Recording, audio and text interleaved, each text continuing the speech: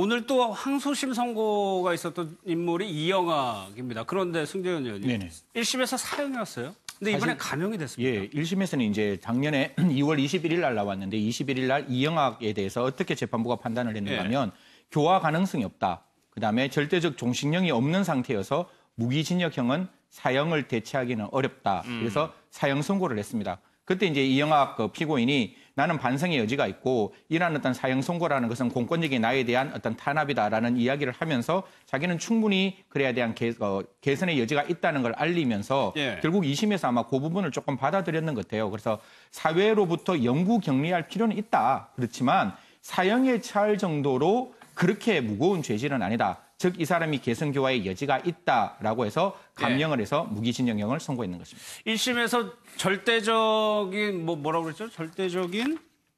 절대적 종신형이라고 그래가지고 종신형이 없는 상태다. 네, 이 그러니까, 얘기는 무기징역을 선고하게 되면 중간에 나온다는 얘기잖아요. 네, 이제 뭐 가석방이라는 제도가 있어가지고 만약에 이 안에서 수용 생활이나 이런 것들을 정말 잘했다라고 한다면 형기의 한 90% 정도를 채웠다라고 하는 경우에는 이 교정 당국의 심사를 받아가지고 나올 수가 있습니다.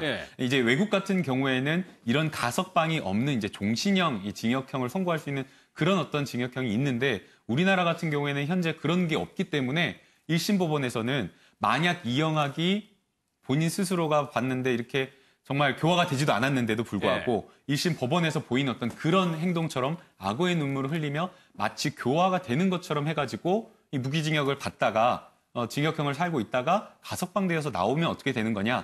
그래서 그런 우려를 불식시키기 위해서라도 이 절대적 종신형이 우리나라는 없기 때문에 이 사형을 선고할 수밖에 없다. 그렇게 이야기를 한 거고요.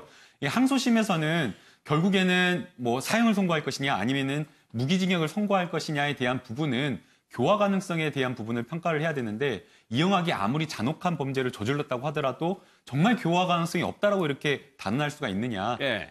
사형을 처할 정도로 이걸 부정하기는 좀 어렵다라고 본 거고요. 이게 형사 재판을 하는 판사들하고 좀 이야기를 해보면 부담을 안 가지는 판사들도 있지만 대부분의 판사들이 이 사형이 아니다고 하더라도 본인의 선고에 의해서 이 사람의 인생이 완전히 왔다 갔다 하기 때문에 굉장히 부담감을 느낀다라고 하고 있고요.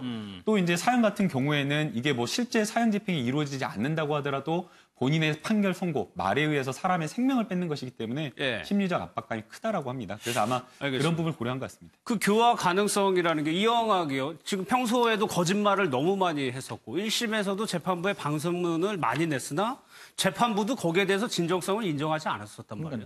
이런 성격의 사람의 교화 가능성이 있을까? 어떻게 보세요? 사실 이제 이 부분에 대해서는 재판부가 재판을 직접 진행했기 때문에 그 재판을 진행하는 과정 속에서 이영학이가 어떻게 행동을 보였느냐라는 걸 가지고 분명히 판단을 했고 그 판단 과정에서 아마 1심하고 2심이 똑같이 사실심이라는 어떤 상태를 확인하는 거기 때문에 그 과정 속에서 아마 개선 교화가 있다라고 봤는 것 같은데 사실 그거야 미래에 대한 예측이잖아요. 사실 과거에 저질러 놓은 행위를 바라보면 사실 그 행위를 하고 지금까지 저희들이 언론에서 이야기를 했고 그다음에 검찰에서 조사한 내용으로 보면 사실상 개선 교화의 여지가 없었고 법원에서 제출했는 반성문조차도 법원의 재판부가 그걸 읽었을 때 이것은 하나의 자기의 감형을 받기 위한 악어의 눈물이고 그에 대한 반성의 어떤 거짓말인 것이지 그것이 아니라고 이야기를 했는데 사실 이제 판결문 전문을 좀 봐야 되겠지만 과연 2심에서 어떤 이유를 가지고 그냥 개선교의 가능성이 있었냐고 받는 것은 저희들이 조금 더 찾아봐야 될 대목이라고 생각합니다. 이영학은 2심에서 무기징역으로 감형이 됐습니다.